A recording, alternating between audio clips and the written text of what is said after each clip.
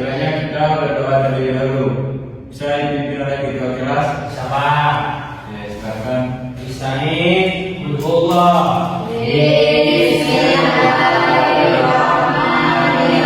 kasih.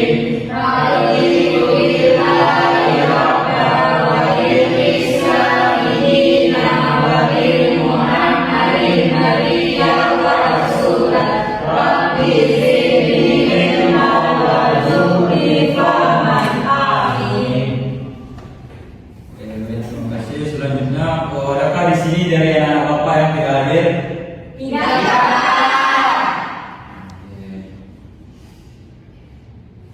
Baiklah, di sini bapak akan sedikit bertanya kepada anak bapak sebelum kita masuk ke materinya. Bagaimanakah sikap kita ketika ada kerabat atau tetangga yang meninggal dunia? Baik, siapa nama Anda? Iya, Pak. Oke, silakan dia jawab. Menyelenggarakannya dengan sebaik mungkin dan membantu kerabat-kerabatnya, Pak. Oke, kita berikan apresiasi kepada dia.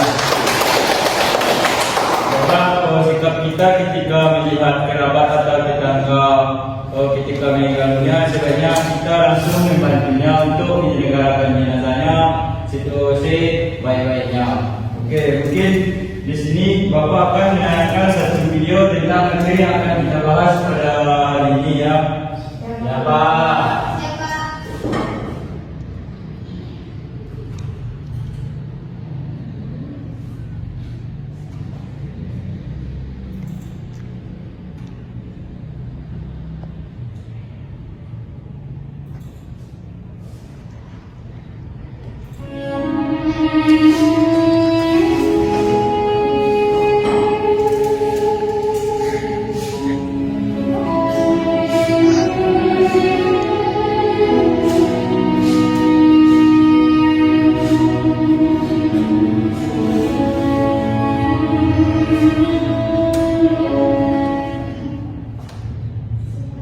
Belum diterima.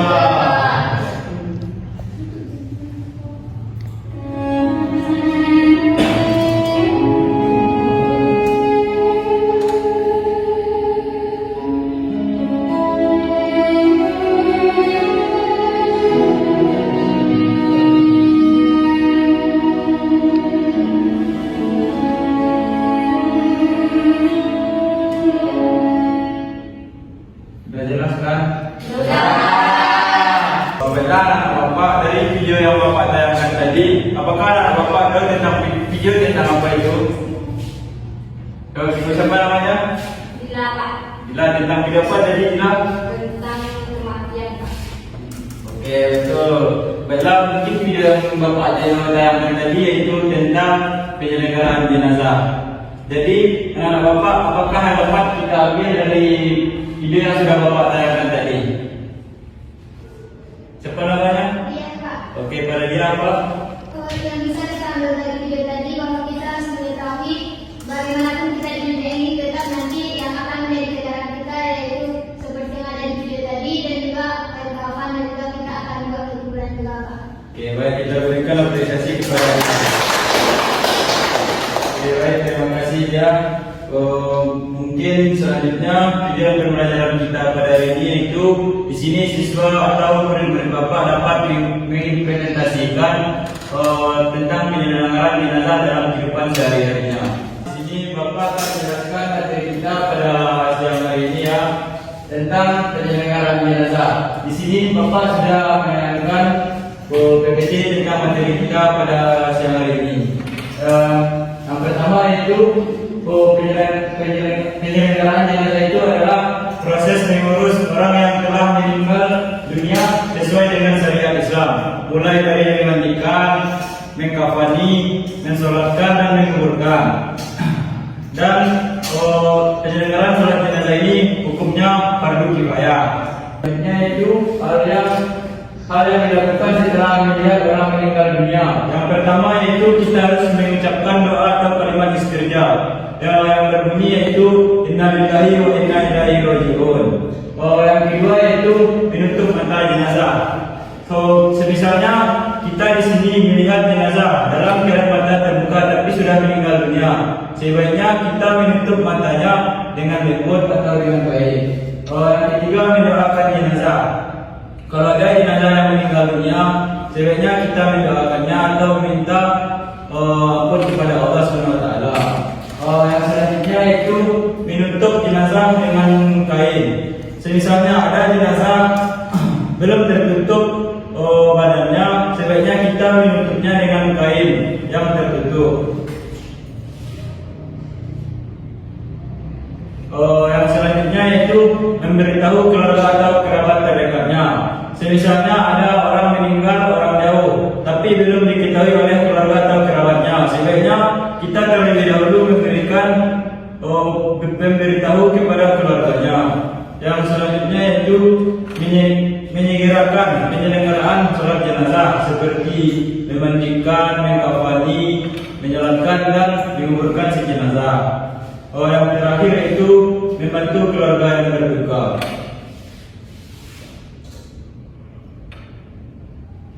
Selanjutnya itu tahapan penyelenggaraan jenazah. Yang pertama itu memandikan jenazah.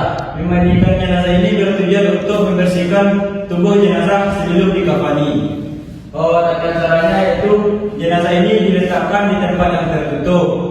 Aurat jenazah ditutupi dengan kain. Selanjutnya tubuh jenazah ini dibersihkan dengan air yang bersih dan disunahkan menggunakan sabun atau daun bidara. Dan yang terakhir jenazah dikeringkan setelah selesai dimandikan. Orang-orang yang berhak memandikan jenazah itu keluarga terdekat, orang-orang yang mengerti tentang penyelenggaraan sholat jenazah, dan bagi jenazah perempuan dimandikan oleh perempuan dan jenazah laki-laki dimandikan oleh laki-laki. Yang selanjutnya yaitu mengkafani jenazah. Mengkafani jenazah ini yaitu membungkus jenazah dengan menggunakan kain kafan setelah selesai dimandikan. Tata caranya yaitu di sini kita akan menyiapkan kain kafan terlebih dahulu. Selanjutnya yaitu membentangkan kain kafan berlapis-lapis sesuai dengan jenazahnya. Yang selanjutnya jenazah ini diletakkan di atas kain kafan yang telah dibentangkan tadi. Dan tubuh jenazah ini dibungkus dengan rapi dan kain kafan diikat dengan kuat agar tidak terbuka.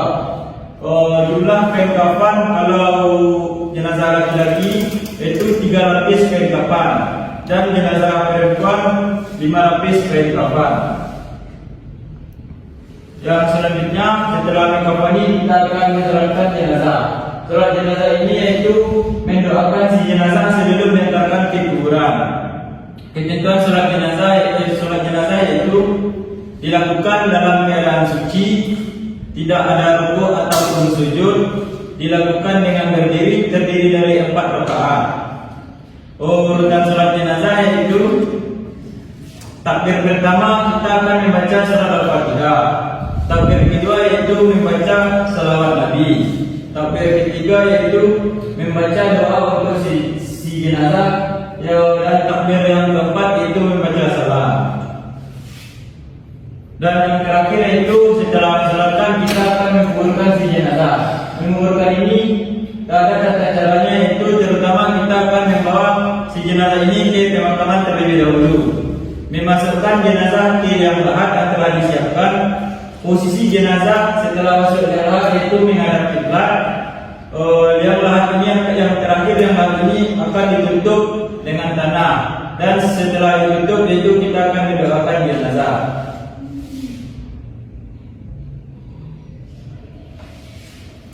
Hikmah yang dapat kita ambil ini dari penyelenggaraan jenazah ini yaitu yang pertama menumbuhkan rasa peduli kepada sesama muslim.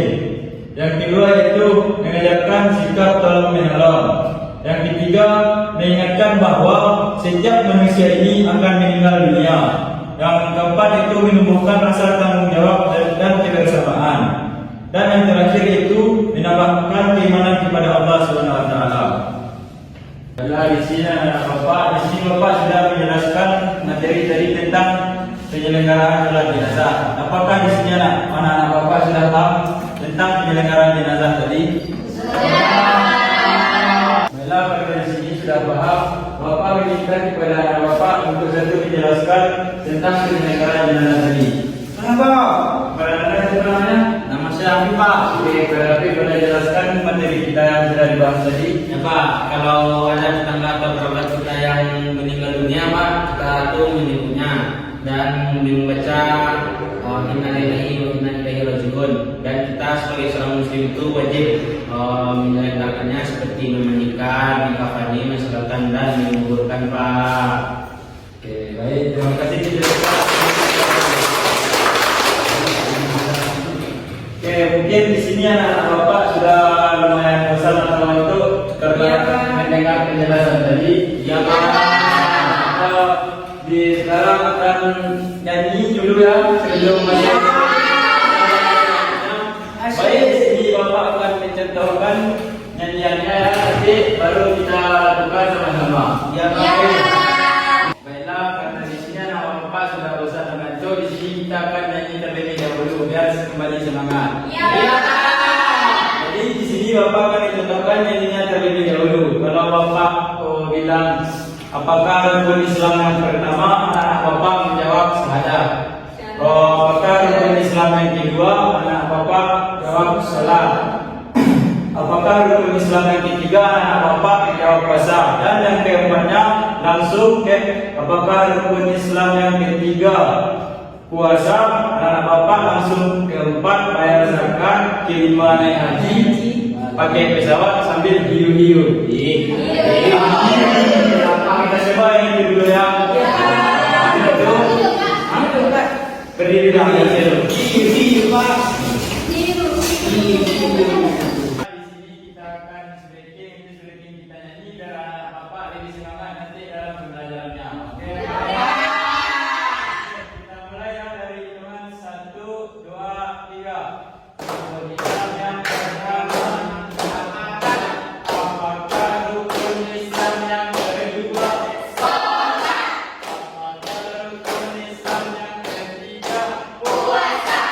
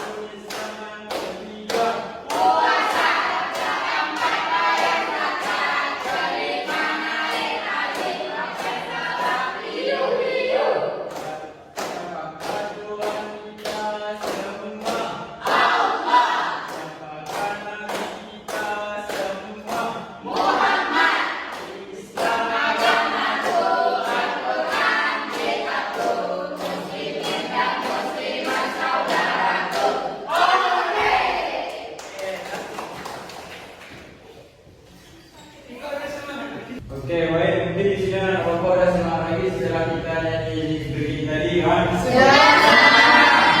Nah, di sini Bapak akan membagi anak Bapak di sini menjadi 2 kelompok ya. Diberikan tugas nanti. Yang di sini kelompok yang di depan kelompok 1 dan yang di belakang itu kelompok 2. Yang lain ada tempatnya kelompok 1 dan kelompok 2. Bagi aja setengah.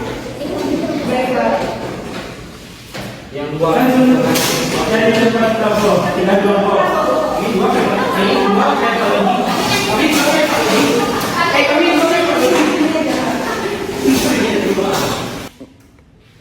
Baiklah, di sini anak Bapak sudah duduk berkelompok kan?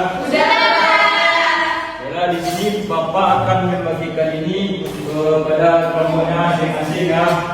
Untuk kelompok 2. Kelompok 2 yang pertama kasih.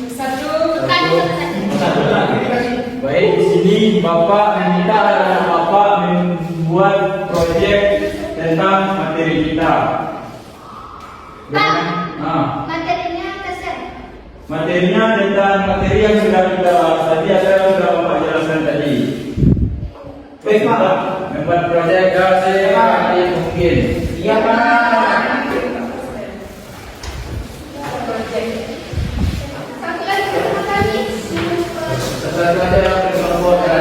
Baiklah, di sini anak bapak diminta kepada bapak untuk membuat suatu proyek tentang materi yang sudah kita bahas tadi, yaitu tentang penyelenggaraan jenazah.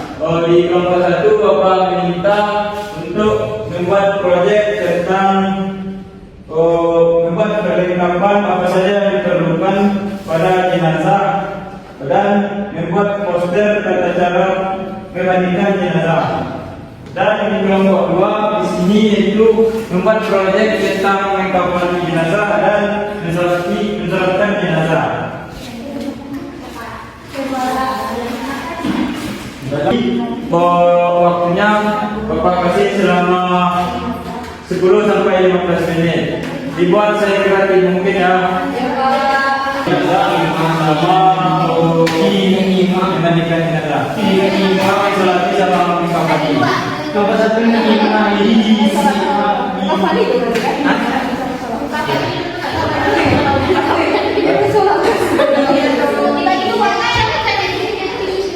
Kan kalau tidak pas.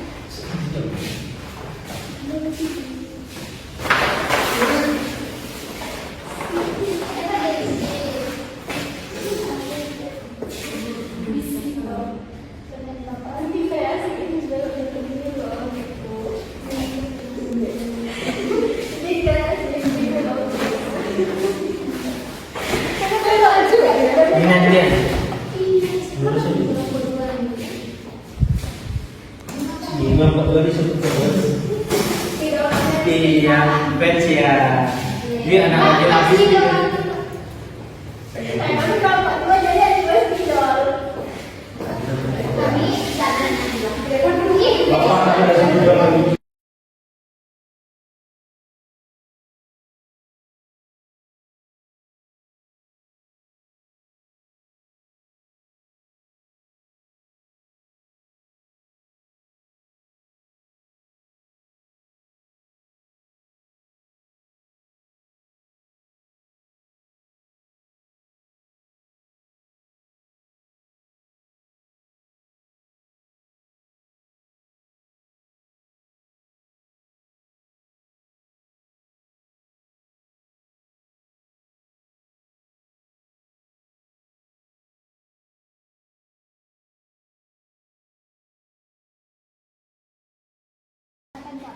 Kan ini kertas memilih ini tempat tertutup ditutupi dengan kain. Mana kamu? Kamu belum tahu aku orang. Kamu mau tahu aja. Ikutin kakak pas. Saya tuh banget banget. Ih. Sudah nih kecapian. Iya kapas. Ikat ini ikat. Mama. Gimana dia? Jalan-jalan. Kan ini kan ada jalan di sini.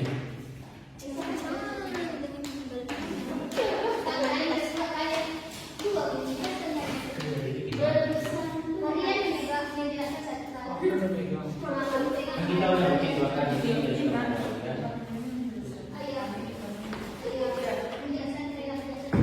Kan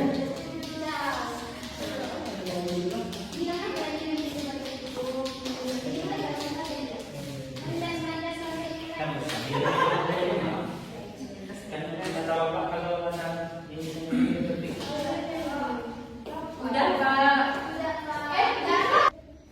Bapak udah siap tugasnya? Sudah. Oke, baik. Di sisi selanjutnya, di sini Bapak meminta kepada anak-anak Bapak untuk mempresentasikan hasil atau proyek yang telah dibuatnya di depan. Oke, dimulai dari kelompok 1 dulu untuk menjelaskan hasil proyeknya yang telah dibuatnya.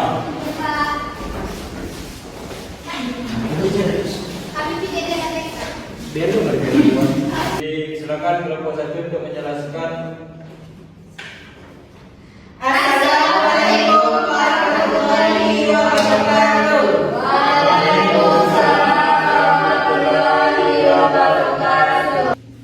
Baiklah, kami dari kelompok 1 akan menyampaikan materi.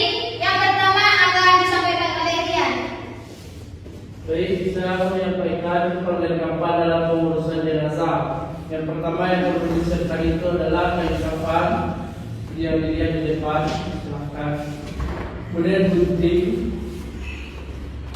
Gunting ini gunanya nanti untuk memotong baju.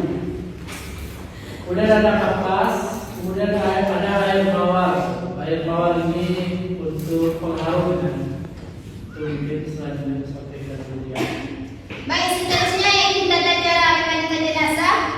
Pertama itu memilih tempat tertutup, gunanya yaitu supaya nanti orang tidak melihat atau si jenazah itu tidak dilihat oleh orang lain. Kemudian melepaskan pakaian semula dan nanti orangnya yang main langsungnya itu ketika akan memandikan pakaian itu dilepas, kemudian ditutup dengan kain basahan. Kemudian mengudukkan si mayat, ada kain basahan yaitu untuk membersihkan gigi, hidung dan lain-lain. Kemudian disediakan membasuh kedua kepala.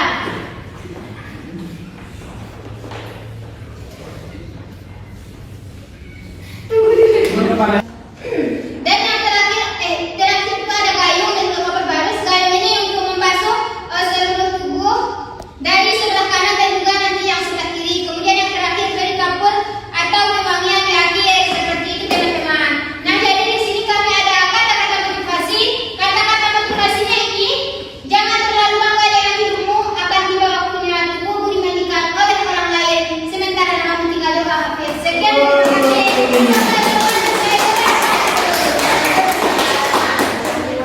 Baiklah, terima kasih kepada kelompok 1 sudah menjelaskan materinya, dan selanjutnya kepada kelompok 2 untuk menjelaskan tentang proyek yang telah dibuatnya.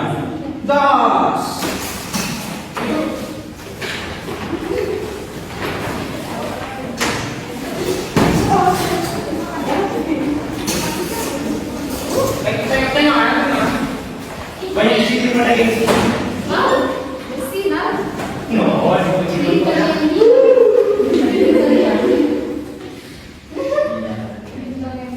kami dari kelompok 2 akan mendiskusikan hasil diskusi ini. Dengar.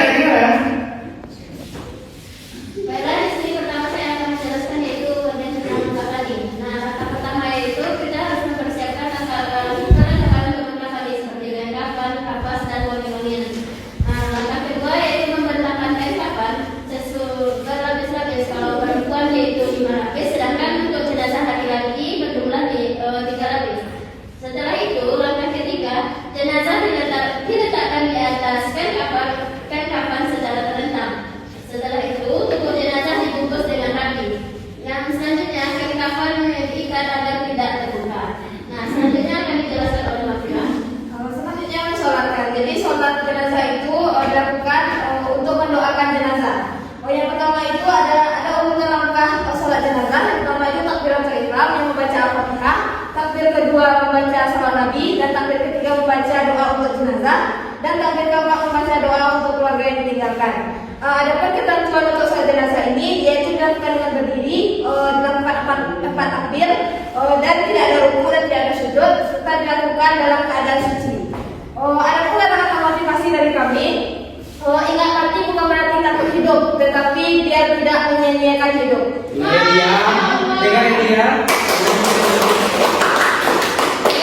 Sekian dari kelompok kami. Baik, terima kasih kepada kelompok 2. Silakan kembali ke tempat duduknya. Baiklah, Bapak, mungkin di sini Bapak sudah dijelaskan dari kelompoknya.